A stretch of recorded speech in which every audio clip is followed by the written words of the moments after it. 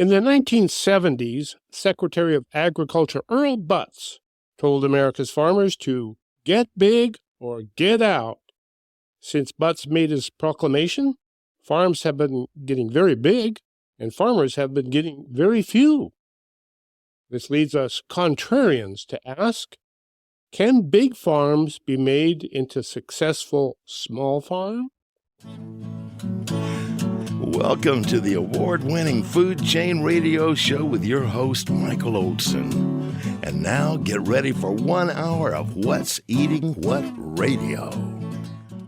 Well, hello out there. You are tuned into the 1375th edition of the Food Chain Radio Show.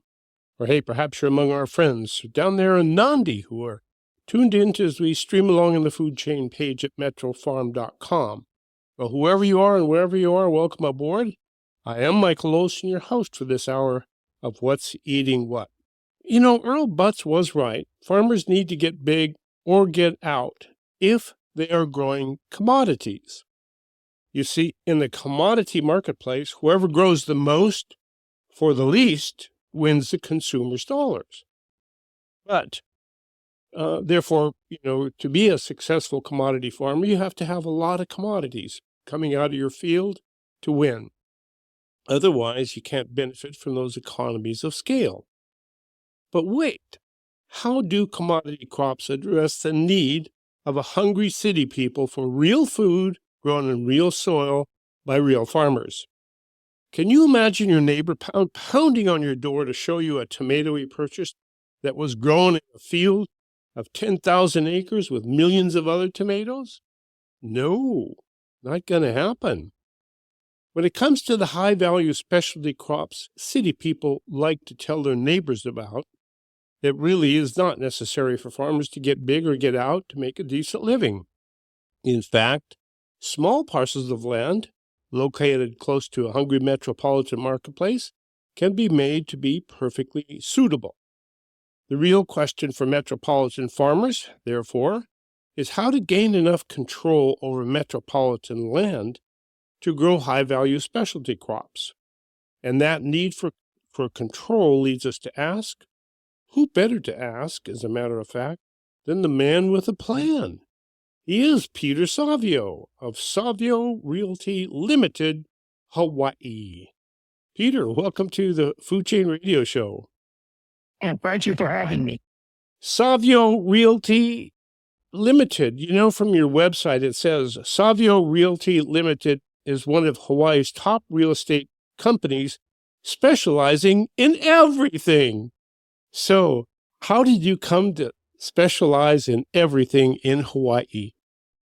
My mother was a very prominent realtor in the 50s and 60s, and I sort of started to see her when I was about 8 or 9 years old at my first property at 15.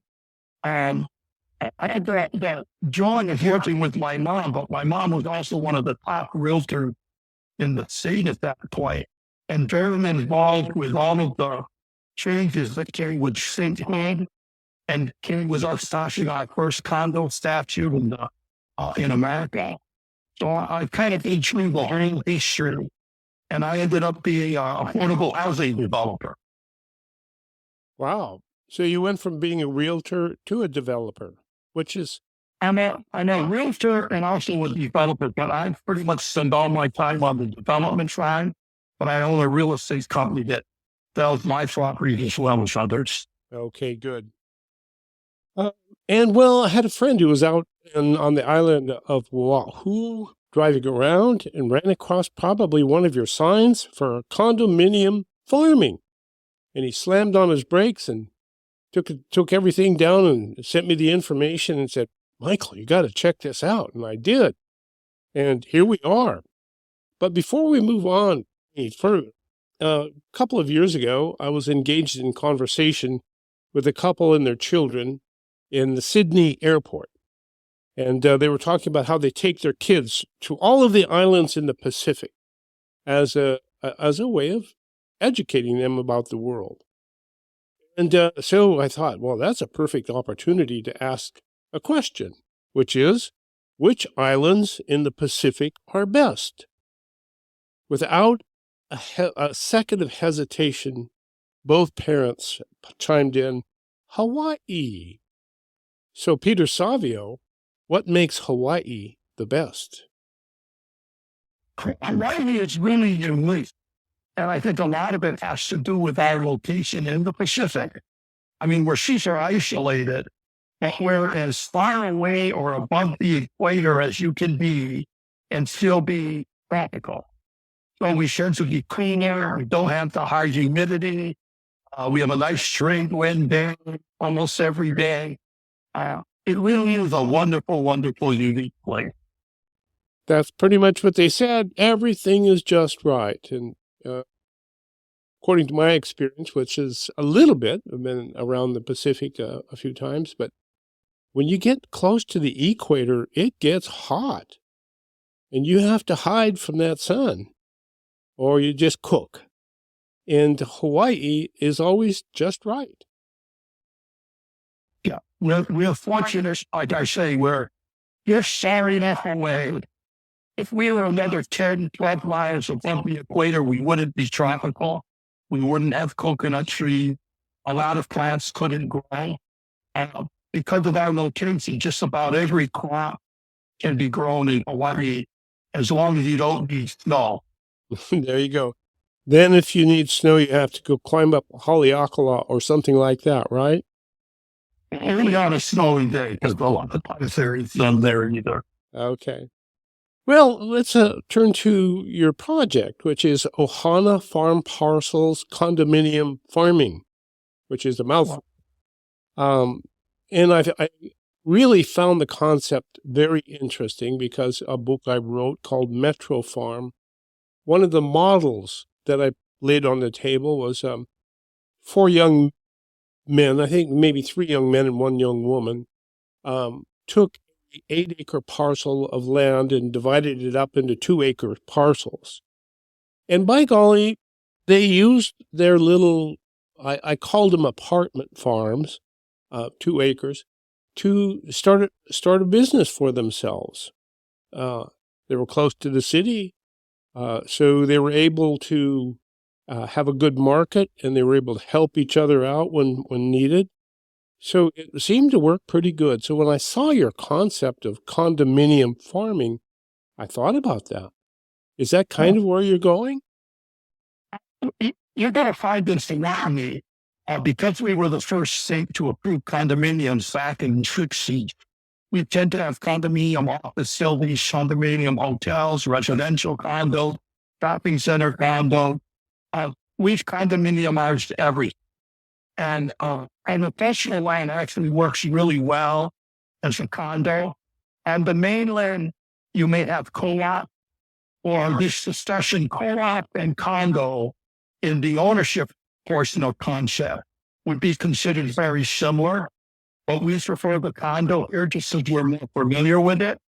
The parcel on top of that was owned by a larger farmer, and he took it and converted this to 40 10-acre lot. But he had trouble selling it because 10 acres is too big for a small farmer, and he's not for a big farmer. So I bought the 10-acre parcel and converted it to 2 acres. I sold that in 1 day. Wow. And we had thousands of small farmers sign up on our reservation list for future projects. And what we really proved is there is a demand, at least on Oahu or in Hawaii, for the small farmer. Now, to put it into perspective for you, an acre of land, on Oahu, costs anywhere from, let's say, $100,000 to $250,000 per acre.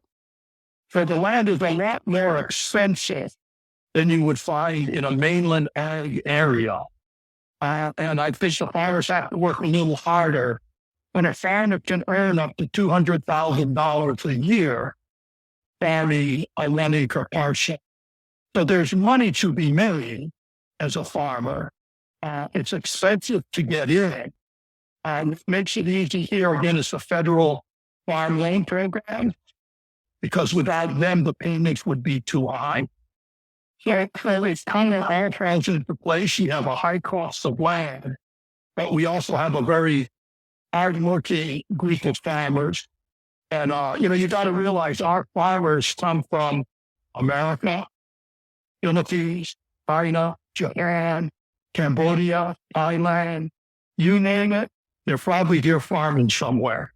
And that's exactly what we found out in the project we did. We ended up with farmers from many, many different countries who have moved to Hawaii, and they want us to go back to farming. So it's been a really interesting project. And I think it's going to be very exciting. Well, I guess so. And when it gets right down to it, those countries that you brought up around the world have a very long tradition of space-intensive agriculture. Right. So it's probably, if you were to take somebody from Kansas and offer them a 2-acre farm, they might go, I can't even turn my tractor around in 2 acres. Yeah. So what are you talking about? Exactly. I would be lucky share because we went to market from 1 and 2 acres to start. And it was interesting because, the farmer said, Peter, we don't want to buy 5 acres or more because you're not a farmer if you buy 5 acres. You're a businessman who found. Because now you need employees and insurance and workers' comp and accounting. He says, no, we're farmers. We're going to get our hands dirty. Our sons are going to help us. Our wives are. Our family is. We're true farmers. So it was interesting how they, separate it. We would say corporate farmer, but they're going down to the businessman farmer. He really isn't necessarily going out and doing all the work himself, but he's hiring people. Where these farms are people that are going to be doing all of the work themselves. Many of the farms here in the Central California coast are run by farmers, but most of them hire a contractor who hires different services to do things. And oftentimes, they're not in the field, but their employees are in the field. And what you're talking about is bringing people and putting them back on the land with a size that can be managed by hand, especially if there are people around who can lend a hand with this and that, and a tractor or something like that.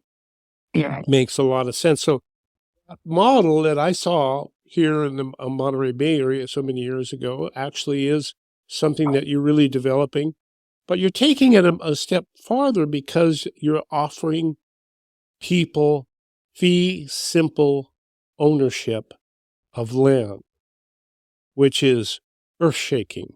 So we're going to take a quick break, but when we come back, I'd like to pick up exactly how you're doing this because it's very fascinating.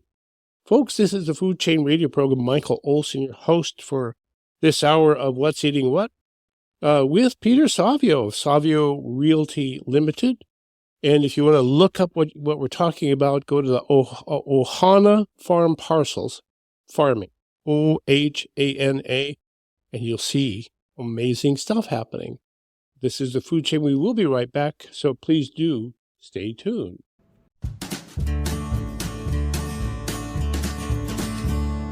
Deer fence, wood fence, livestock chain link, vinyl, iron fence, Cypress Coast fence, Cypress Coast fence. My name is Stephen Bigger. My wife and I live in Royal Oak. When my wife and I were looking to find someone to build our fence, Cypress Coast fence was highly recommended. It was amazing. These folks are masters at their craft. They're super professional. They came in when they said they were going to come in. They finished when they said they were going to finish. The fence is perfect for our needs, everything they said it was going to be, and then some. Give us a call for your no-obligation consultation at 831-783-1500 or at cypresscoastfence.com. We don't just build fences, we make good neighbors.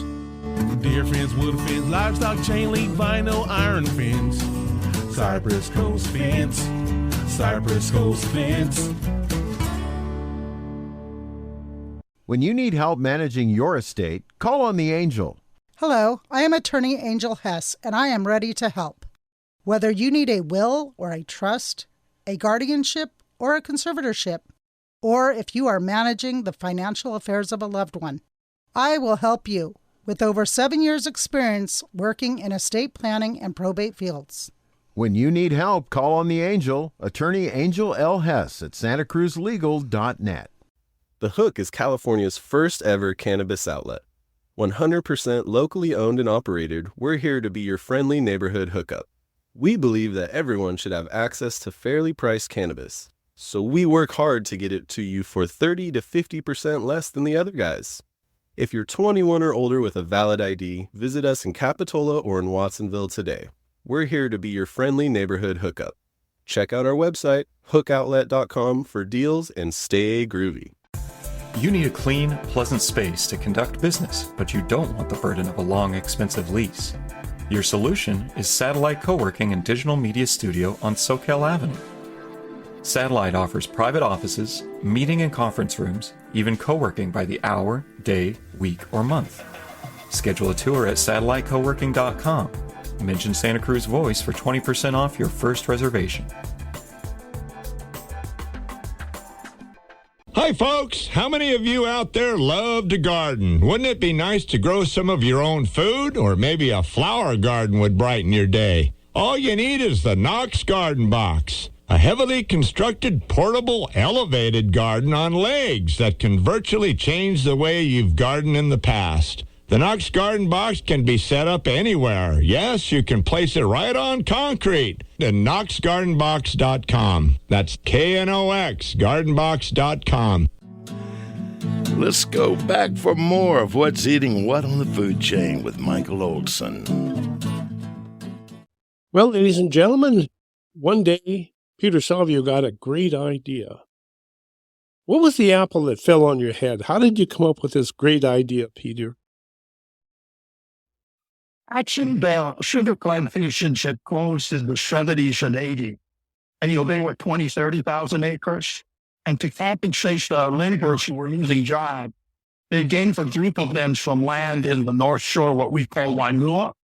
And so they had 1 to 2 acre parcels. And they sat there for 30, 40 years. Then the plantation decided to sell the land. The farmers didn't know how to buy it, so they called up and asked me if I'd help, and I said, sure. So I was going to do what you would call a fee conversion, convert them from leasehold to fee simple. And then we realized, well, the structure they're using as a fair didn't work well for white people financing. And they had trouble getting financing because you cannot build a home on ag land, or very difficult to, because if we allowed people to build homes, they'd all be a C. They wouldn't be farmed. So then I came up with the idea of building a plantation camp where you flush in the orange and everyone gets a 5,000 square foot lot on which they can build a house. And then their farm is, not too far away.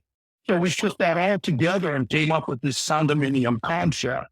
And really, really excited because we sort of solved all the problems that farmers were having in terms of financing, passing it on to their family, and it solved everything. The co-op and the condo structure also worked well. But we ended up with a lot of the large retail brokerage grocery product companies coming and telling our farmers, you grow it, we'll buy it. We'll even help you. We'll tell you what we want. We'll help you in terms of how to plant, maintain it, etc. So the whole food chain is going to benefit from what we're doing. It's just in for a guy who does affordable housing, this was sort of a really kind of neat and exciting experience, because now it's a little more complex, and we are doing affordable housing, but we're actually solving Hawaii's problem of where we import and they sell our food, which is very expensive. And now we have a chance where the small farmers, which I suspect will end up being 5, 6, 10,000 once we're done, should be able to produce what we need and grow it locally. Did you say 5, 6, 10,000 farmers?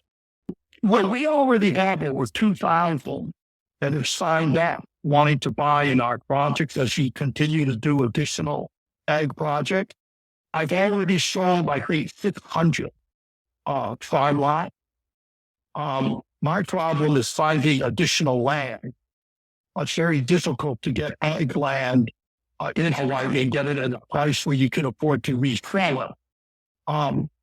And so, we're working at that. Like I say, we sold that 3 books already.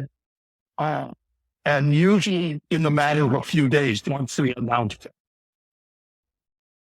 Wow. Tell us how it works from finding the land to dividing it up and figuring out how to make it work for everybody. Because what you laid out seems like it's almost too good to be true. The reason it's too good to be true is our history in ag. When I was growing up, there were no small farmers. None. In fact, anyone who wanted to be a small farmer moved to California and bought a farm up there. And if you check certain areas of California, you will find that hundreds of those farmers are from Hawaii. A lot of Japanese, a lot of local farmers moved up prior to and after the war, because the sugar plantations and the pineapple plantation had all the land. So you really couldn't find a lot of small farms. They just have kind of dissolved, and they're selling their land. They're going out of business.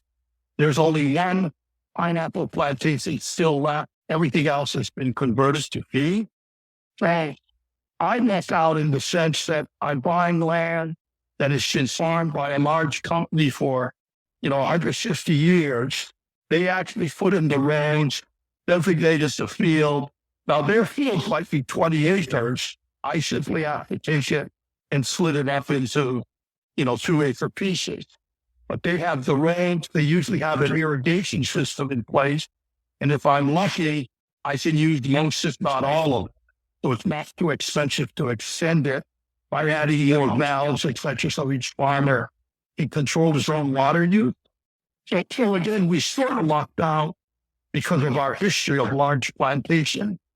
If we actually had to take land that had never been farmed and had to bulldoze it, get rid of the trees, then haul away all of the rocks and everything else, it probably costs $400,000 an acre.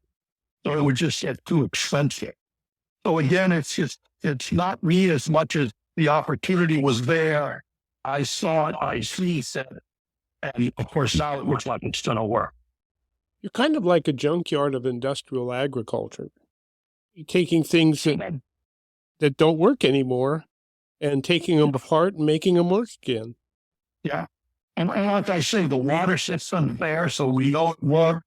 They tilled the land. It has the slopes they need, has the drainage you need.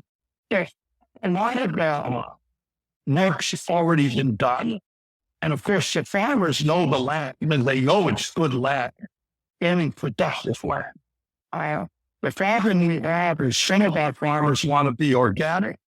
So we have to set them aside because the land can't be used for 3 years. The large plantations tend to be chemical heavy. And in some cases, it's still an issue and you have to wait a little longer for it to clean up and be productive. It's a regular farmers are able to start pretty much right away. And if you go out, I don't know when your friend was here, but if they were to come back and drive by that trade fires today, they notice a number of people have started building, barns or storage sheds. A lot of them have already started planting crops or growing.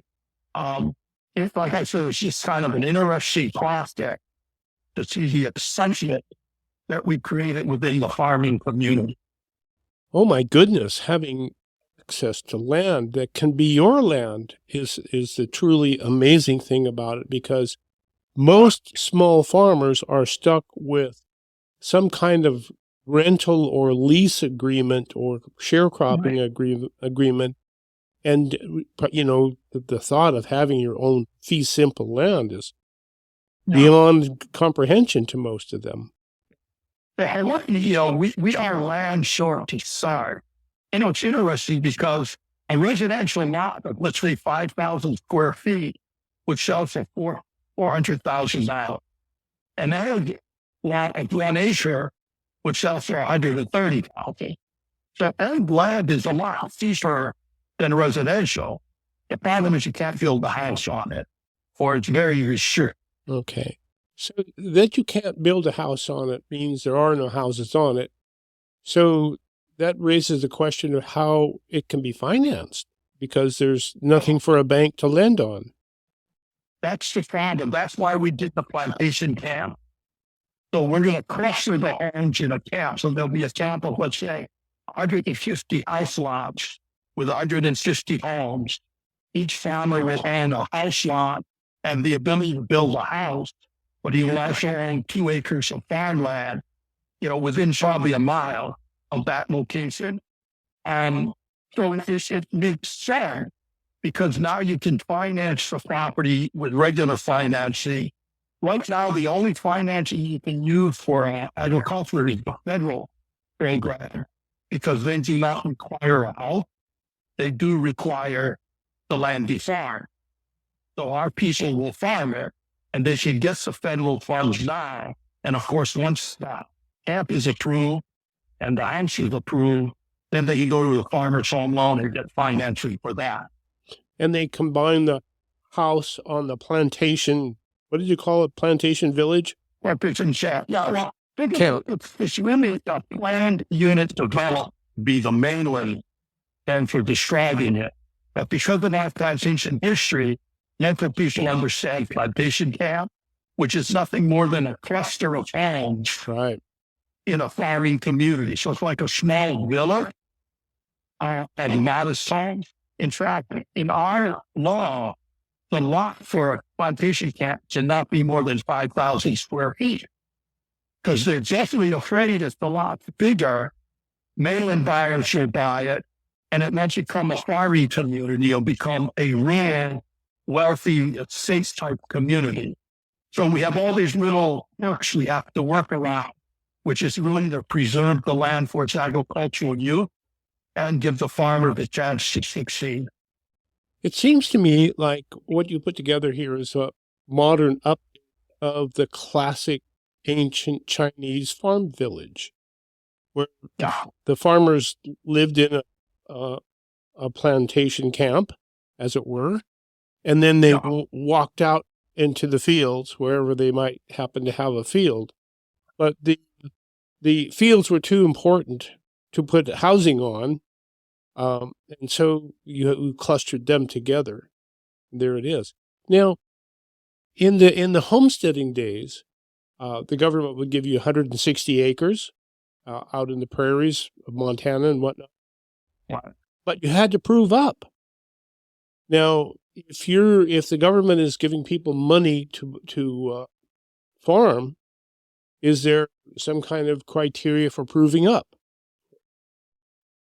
Well, you have to actively find the property under the federal program. So the property has to be found.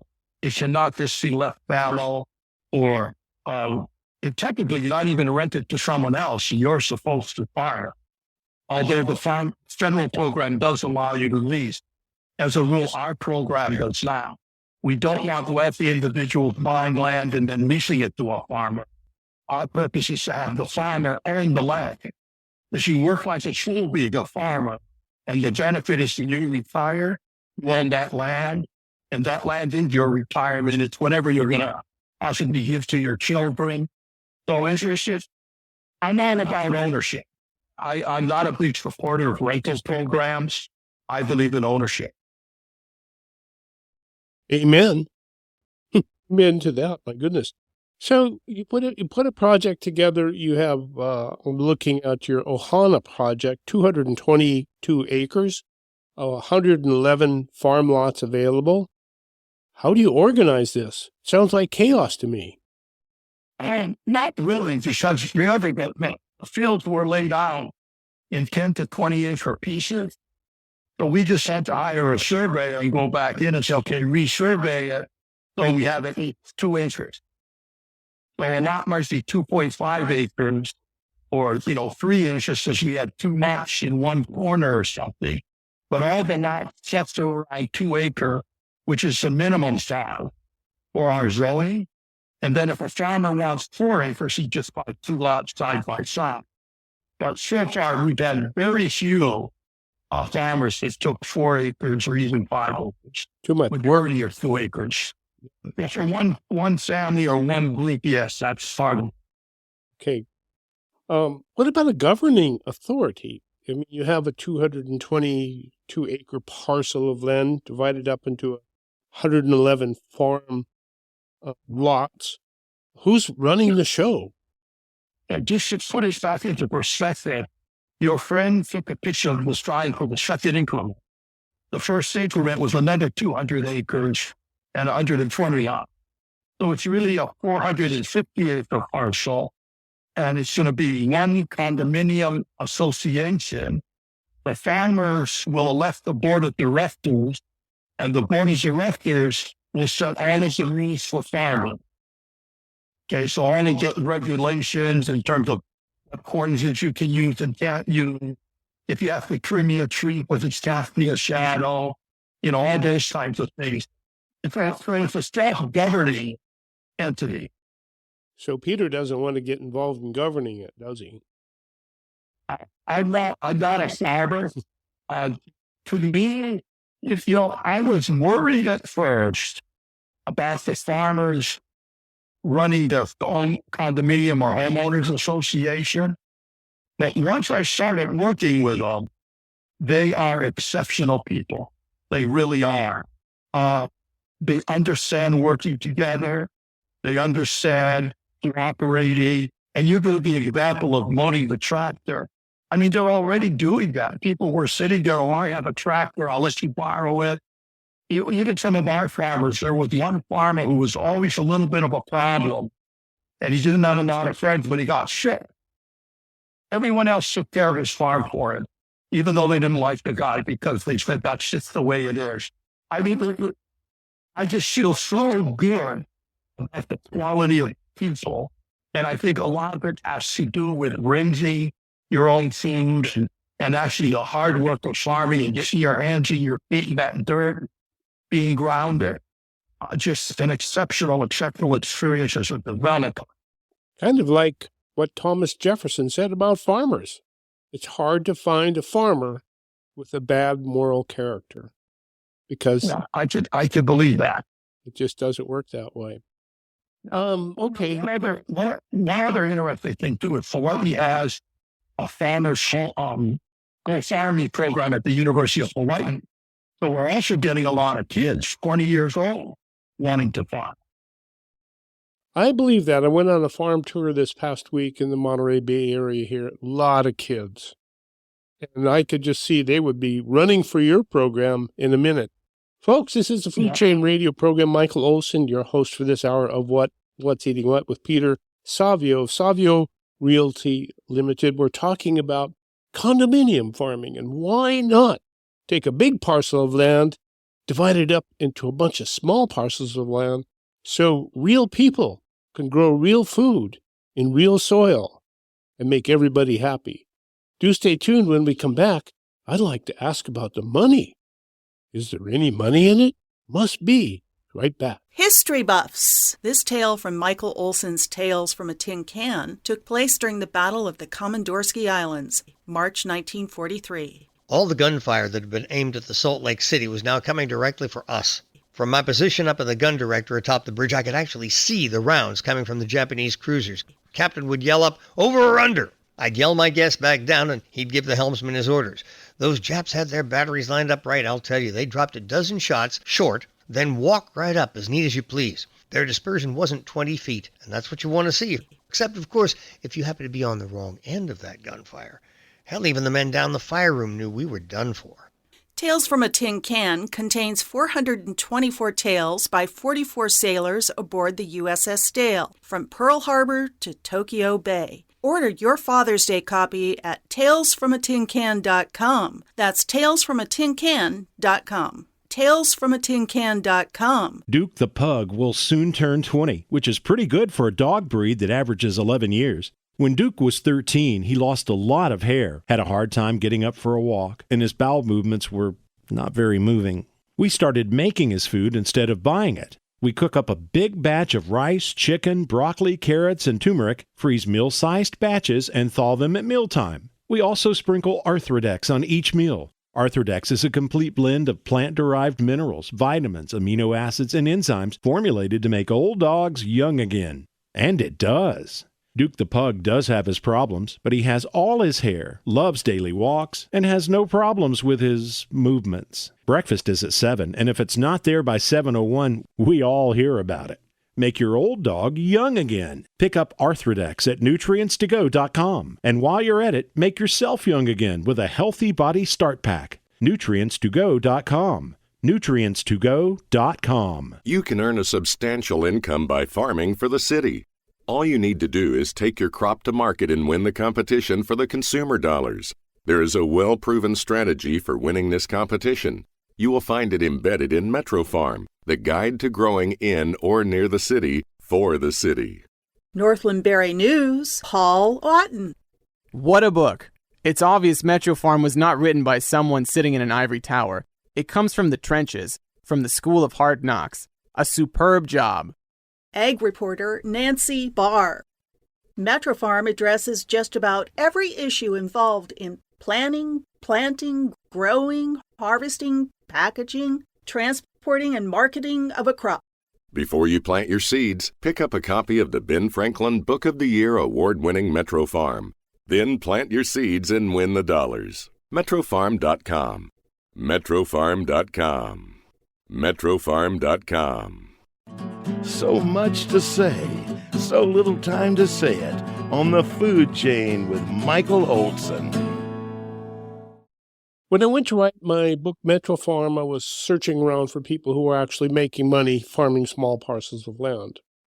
Went to the Census of Agriculture and learned that whereas the average acre of farmland in Iowa, the heart of the heartland, was making $113 per acre per year, the average acre in the city limits of San Francisco was making $89,000 per acre per year.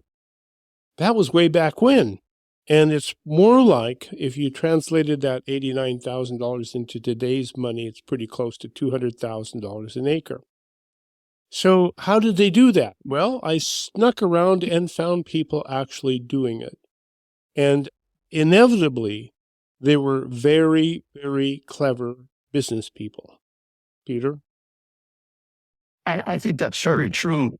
I was really surprised when I talked to these small farmers and asked them, who do you sell to? And they were selling to some of the best restaurants, the best hotel, supermarkets. It is amazing how a small farmer may have just one restaurant and services, and he brings them fresh vegetables every single day. I said, well, how did you get that client? And he looked at me and said, I'm Cambodian. This stuff is Cambodian. And I thought, oh, that's right. In Hawaii, that's how everybody gets ahead. And it worked out. But I mean, almost every farmer we talked to was growing to sell to a grocery store or to a particular restaurant. Some of them even owned the grocery store. And they were growing to sell. They're the hardest working people. They really are. They're at snap meats, farmers markets, and they do actually make a pretty good living. How much does an acre of land cost? Let's say somebody signs up to be one of your farmers. Okay. Well, you better, and I'm a very unusual developer because I'm not a for-profit developer. Before me, all the ag land was selling in the $200,000 range, $250,000 an acre. I came in at $50,000 to $130,000 an acre because I sell at cost plus 5%. So I try to make 5%, but I'm happy if I break even. Yeah, and a very different developer, but tuning up with the farmers, it's worth it, really is. So how much does an acre of land cost for one of your farmers? Can you give us some round numbers? The highest farm is the one you're talking about. Yes. $130,000 per acre, $260,000 for 2 acres. Okay, so $250,000 for 2 acres. Now, does that give them access to the plantation camp? The price of the land for the house lot is included, and of the infrastructure for the water, the rains, is included. Well, it's a total prior. Okay. So they can build a house. Well, we have to get the houses approved under a separate permit. And there's no guarantee the county will give us the permit for the camp. So if we get the permit for the camp, we will build the houses. If not, then they have the rights to sell the land as agricultural land, and then they would get the money for that because they already own the land. Okay. So, there's an incentive there. There's incentive to grow, and without incentive to grow, people don't grow. So that's the interesting thing. So farmers, what kind of control do they have over their own land then? How does that work? To farm, you have to have tenure of some kind guaranteed, whether it's a lease or a rental agreement or a fee simple ownership. Yeah. You have to have control or you can't farm. It's in a condo, these are fee simple condominium apartments. So it's an owned lot condo apartment. So just like a residential condo, you have a 1-bedroom or 2-bedroom. And, if you live in it, you own that unit and finance that unit. Well, this is just land. It's what they call a facial unit, because there is no wall, there is no roofs, there's just land. So they own the land in fee. They have the rights to farm the land, and there can be no restriction that stops them from doing any agricultural use approved by zoning. So if somebody wants to raise, just anything can raise chickens as long as the zoning allows it. If somebody wants to have billy goats, they can have it. Any use that our zoning allows should be allowed. So you have absolute control on as far as the law will let you go. And so you can do what you want. And how much control or how much tenure do you actually have? So if you bring in $250,000 cash, then that's yours. That's yours. That's yours. If you're borrowing the money from the bank, there's no money. You can't borrow money from the bank. You can. You'd have a first mortgage on your ag lot, the fee simple ag lot. But you can have an individual loan. That's the advantage of condominium, where you can actually have individual debt on each ag lot. Okay. And ag banks lend on that? Correct. Okay, so there you go. The lender we have right now is a mainland ag lender. So when we got the property, as a developer, they gave us a loan to buy the total. For the seaside financing, we're going with a federal government program because they will give a better interest rate. So their interest rate is going to be 2 or 3%, which slightly means $130,000 apartment or land cost. If we financed it locally, it would be 6 or 7%. So it's really the monthly payment of a $60,000 an acre property. So the federal financing is what makes agriculture, to me, super beneficial because they're giving the farmers a break on the interest rate. Yes. Doing something decent with their money for a change. Well, we've been making like on the city, so I'm not sure they tried it and just happened. Good. How many projects like this have you done, Peter Savio? In terms of affordable projects, affordable housing is all I do. I've probably done 50 to 60. I've given away $300 to $400 million in profit away in the form of lower pricing because I'm a cost test developer. Yeah. On the ag side, I've done 3 projects so far, and we're planning to do we're hoping to do another 4,000 to 5,000 acres. But, we have to find the land and we have to find the financing. So we're trying to get the first 3 projects through and successful, and then make any changes or tweaks we need to make it better. And then we're going to go out and do a whole group of more as long as there's demand. Now, you're working on Oahu now. What about the other islands as well? Maui has some significant farmland there. Yeah, all the islands had actually good farmland. The nice thing is, if you go to the big island, the island of Hawaii, the land there is probably more like 10,000 an acre, 20,000 an acre. If you go to Maui, it's probably going to be 200,000 an acre, just because that's the way Maui is. And go to Hawaii right now, they're selling the land to developers at around 40,000 an acre. Okay. I'm buying land on Oahu with this developer at 80 to 90,000 an acre. So Oahu has the highest land price, and I suspect Maui would be right there with Oahu, maybe a little ahead. So you can, depending on which island, you get really good land on all the islands. We have good shipping between the islands. So you can pretty much farm any island. There's just a fair Oahu, just because it's the big city, has the most entertainment, the most everything. So well, that's where the money is, right? In the city. So there it is. Well, it's interesting because the large farmer we bought from, he's moving from Oahu to Kauai. And he's going to take 5,000 acres on Kauai and farm up there because he can get farm workers on Kauai. He cannot get farm workers on Oahu. Too much other job opportunities and competition.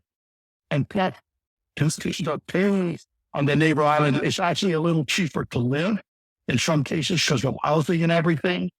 So, we have some large farmers on Oahu, but I really think the future for Hawaii is not the large farmer, not the 5,000, 10,000 acre. It's going to be the small farmers. And I think that's this project has done. It's kind of sapped our government. If there was this kind of demand, the federal government was super excited because they never are able to loan all the money on the farm programs in Hawaii. And now we actually created a demand to where they're going to be able to loan out more money. So I think it's revolutionizing how we look at farms and how we look at raising steam for our own consumption. Has Peter Savio considered franchising Peter Savio? I heard somebody who needs something for free. They don't need a franchise. Not that difficult to do. Well, I'm thinking about replicating what you do around the United States and the rest of the world. Why not? Is there a reason why not? No, I think it's a great model to follow. Once you started off by saying how the government went into the large farms, well, that's maybe fine. But if you're looking here at Hawaii, we went from large farms or plantations the opposite direction. All of our large farms went out of business. They could not compete in the world market. Our shipping costs and everything were a little too great. Our land shortages had higher property taxes, etc. So we should be opposite. And I'd like to think that we're ahead of the rest of the world or the nation. And where the government went for large farms, the actual solution is go back to the family farm, the 5-acre, smaller, but also the 10 and 20 acre. If you're getting into cattle and stuff, you need a bigger, farm per se. But I know one of the farmers was telling me about New Zealand, where the Maori people are starting to farm, and they're farming using their traditional method. And, they were giving an example of where a normal cattle rancher has, 300 head on so many acres, when the Maoris can have 500 or 600 head, because they know a certain grass grows faster, and so they slap the grass. And they said, we're not cattle growers or cattle ranching, we're grass farmers. So they raise the grass and they move the cattle from one field to another. I mean, it was brilliant. I mean, just Danish intelligent. It takes us back to those farmers of 40 centuries that F.H. King wrote about. Farmers who figured out how to manage their little tiny parcels of land and feed. In 1900, they were feeding 400 million people on little half acres of land. And, the real sad thing about that is that it took a tremendous amount of intelligence to be able to do that. And when China moved those people off farms and into the cities to turn wrenches in factories, a lot of that technology is going missing. Yeah. And it's so interesting to hear that a lot of the people from all over the world are coming to Hawaii to farm. What? It's like I said, we tend to be a blending of Asia and America. So we tend to get a lot of people out of Asia coming to Hawaii, and they just feel very comfortable here. Our food, we see having very different Asian languages here. Their populations, their culture can survive. The interesting thing is we all get along. But Hawaii is one place, if you want to eat, we have to have the best food in the world because we have food from everywhere. And we have combinations that, I go to the mainland and I find the food boring compared to Hawaii. But, I can go to, 30 different Indian restaurants, or Thai or Vietnamese, Cambodian, just all kinds of restaurants, all kinds of flavors, and all of them grow different crops. Right? So you end up with vegetables and fruits you've never heard of, and they bring them in, they teach each other how to do it, and it becomes part of our culture. And that's exactly what I opened with, How does commodity agriculture address the hunger of city people for unique, delicious food? It doesn't. Right. And so what you are developing, Peter Savio, in Hawaii is the opportunity for people to feed the state. Yeah. And in very unique ways with very unique foods and make money doing it. Yeah. One of the interesting things that surprised me is I assumed that you had 2 acres, you grow tomatoes or you grow lettuce. No, they grow 1 row of lettuce, 1 row of onion, 1 row. They have like 20, 30 different crops, and they make more money because they should sell more variety. And so people are more inclined to come to their food. And I never thought of farming that way. I see the plantation, 1,000 acres of sugarcane, 1,000 acres of pineapple, and all of a sudden you go to a small farmer and he's got, 10, 12, 20 different crops he's growing. There it is. Peter Savio, thank you so much for joining us, and thank you for educating us about condominium farming in Hawaii. Should be something we can do everywhere, and by golly, I'll bet it's going to happen. Thank you for leading the way. This has been the Food Chain, Michael Olson.